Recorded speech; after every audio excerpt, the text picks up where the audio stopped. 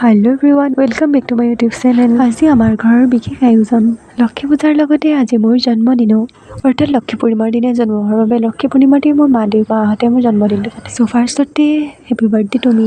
লগতে আজি শুভ লক্ষ্মী পূজাৰ উপলক্ষে আপোনালোক সকলোলৈকে শ্ৰী লক্ষী পূজাৰ আন্তৰিক শুভেচ্ছা যাচিলোঁ। আজি যিহেতু মোৰ বাৰ্থডে আৰু সেয়েহে বাৰ্থডে বুলি কওঁতে সৰুকৈ এটা পাৰ্টি ৰাখিছোঁ। বাৰ্থডে বুলি বেলেগ কোনো আমন্ত্ৰিত অতিথি নাই, বাট মোৰ ঘৰৰ ওচৰতে যিহেতু পেহী আৰু পেহা তেওঁলোকে আহিছে আৰু আপোনালোকক আজি গোটেইখিনি দেখাম কি কৰোঁ। চ' আপোনালোকে ভিডিঅ'টো সম্পূৰ্ণকৈ চাই থাকিব।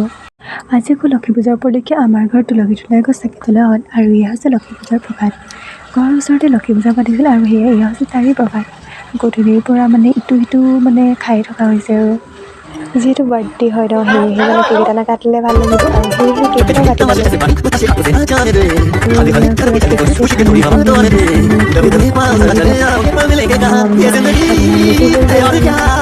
খানা ৰেডি হৈ গ'ল আৰু লগতে আপোনালোকলৈ কেইখনমান বাৰ্থডে ফটো আগবঢ়ালোঁ আৰু মোৰ মিনি ব্লগটো ইমানেই আছিল।